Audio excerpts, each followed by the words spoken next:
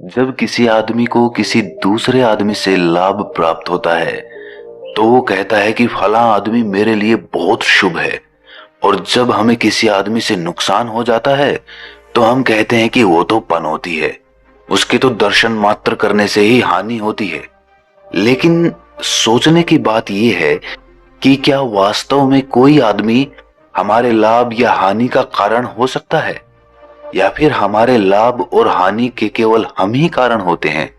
और इस प्रकार के अनेक ज्ञान समाज में फैले हुए हैं, जैसे कि किसी बिल्ली ने रास्ता काट दिया तो मतलब मेरा दिन बेकार हो गया, या फिर मुझे सुबह सुबह किसी उजले हंस का दर्शन हो गया तो मेरा दिन तो बहुत अच्छा होने वाला है।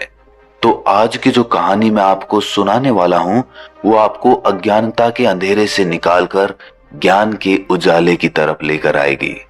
इससे पहले कि आप इस कहानी में खो जाएं, इस चैनल को सब्सक्राइब जरूर कर लें। तो चलिए कहानी शुरू करते हैं। बहुत समय पहले की बात है। एक गांव में सूखा पड़ा हुआ था। कई वर्षों से वहां पर कोई बारिश नहीं हुई थी, जिससे वहां पर भूखमरी फैली हुई थी। लोगों ने बारिश करवाने के लिए अनेक विधियां अपनाई, मंत्रोच्चारण, हवन वगैरह वगैरह, लेकिन फिर भी वहां पर बारिश नहीं हुई। फिर एक दिन उस गांव में एक आदमी के एक बच्ची जन्म लेती है। वह आदमी खुशी से सबको बताने के लिए अपनी बच्ची को अपनी गोद में लेकर गांव के बीच में आकाश के नीचे आ जाता है। और तभी वो बच्ची रोने लगती है और संयोग से उसी वक्त वहां पर बारिश शुरू हो जाती है। अद्भुत बात थी, जिस गांव में इतने सालों से एक बूंद बारिश नहीं हुई थी, आज बहुत मूसलाधार बारिश हुई। इससे उस गांव के लोगों ने उस बच्ची को भाग्यशाली घोषित कर दिया। उन्होंने कहा कि ये बच्ची तो देवी का रूप है, इसके आते ही इतनी मूसलाधार बारिश हुई। इसीलिए उन्होंने उस बच्ची का नाम भाग्यवती रख दिया। अब गांव में जो भी कार्य आरंभ किया जाता वो उस लड़की के हाथों से ही संपन्न किया जाता। ऐसे ही बहुत साल बीत गए और अब वो लड़की 20 साल की हो चुकी थी। लेकिन 20 साल की होने के बाद उस गांव में एक और घटना घटी। एक बार फिर से उस गांव में सूखा पड़ गया। उन लोगों ने उस लड़की से प्रार्थना करके कहा कि आप ही एकमात्र ऐसे इंसान हैं जो इस गांव में बारिश करवा सकती हैं। कृपया करके बारिश करवाने का कोई प्रयास कीजिए। लड़की ने अपना हर संभव प्रयास किया। वो एक बार फिर से चिल्ला चिल्ला कर रोई, लेकिन फिर भी कोई बारिश नहीं हुई। उसके बाद उसने परमात्मा से प्रार्थना की, लेकिन फिर भी बारिश नहीं हुई। इसके बाद गांव वालों ने एक बैठक करके कुछ ज्ञानियों और पंडितों को गांव में बुलाया और उनसे इस सूखे का कारण पूछा। ज्ञानियों ने बताया कि ये लड़की इस गांव के लिए अनहोनी है। ये केवल 20 साल तक ही इस गांव के लिए भाग्यवती थी, लेकिन अब ये लड़की इस गांव के लिए एक अभिशाप हो चुकी है। अगर तुम लोग अपने गांव से ये अभिशाप हटाना चाहते हो तो इस लड़की को कल सुबह वैसे ही यहाँ पर उपस्थित होना होगा जिस प्रकार उसने जन्म लिया था। मतलब उसे वहां पर निर्वस्त्र होकर आना होगा। उसी दिन रात के वक्त उस लड़की के पिता ने भाग्यवती को उस गांव से भगा दिया। लड़की अपने गांव को छोड़कर भागी चली जा रही थी। वो थककर चूर हो चुकी थी। वो रोती जा रही थी क्योंकि उसने इस गांव में 20 साल बिताए थे और मात्र एक ही रात में उसे अपने 20 साल पीछे छोड़कर वहां से भाग जाना पड़ा। दौड़ते दौड़ते वो लड़की एक गुरु के आश्रम में पहुंच गई। गुरु ने उस लड़की की हालत देखी और उसे अपने आश्रम में ही रख लिया। अब वो लड़की एक सन्यासिनी बन चुकी थी। वो वहीं पर आश्रम में रहती, आश्रम के कामों में हाथ बटाती और वहीं पर ध्यान साधना करती। एक दिन उस लड़की ने अपने गुरु से पूछा कि गुरुजी, एक बात बताइए, इस दुनिया में कोई वस्तु या फिर कोई आदमी अनहोनी हो सकता है? और उसी प्रकार क्या कोई वस्तु या कोई आदमी भाग्यशाली हो सकता है?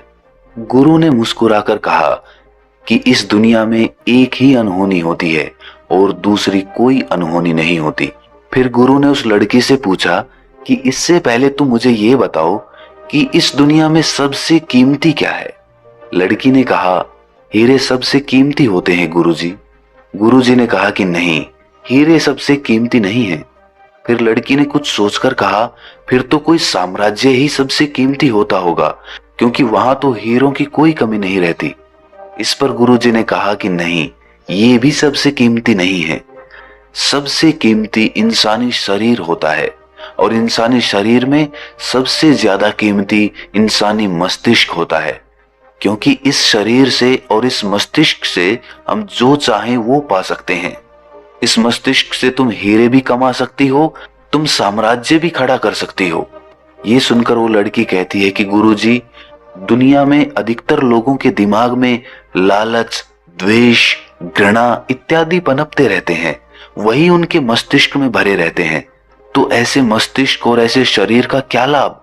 तब गुरु कहते हैं कि यही तो अनहोनी है, यही तो एकमात्र अनहोनी है कि हम अपने दिमाग और मन से चाहें तो स्वर्ग पा सकते हैं, लेकिन हम जाते नर्क की तरफ हैं। और यही एकमात्र अनहोनी है, इसके अलावा दूसरी कोई अनहोनी नहीं है। कुछ वर्षों तक उस गुरु की शरण में रहने के बाद उस लड़की को आत्मज्ञान प्राप्त हो गया, और उसके बाद वो वापस अपने गांव की तरफ लौट जाती है। गांव में पहुंचकर वो देखती है कि गांव में बहुत भयंकर बीमारी फैली हुई है। उस बीमारी से बूढ़े तो बूढ़े, बच्चे और औरतें तक मर रहे हैं। वो लड़की उस बीमारी का इलाज जानती थी।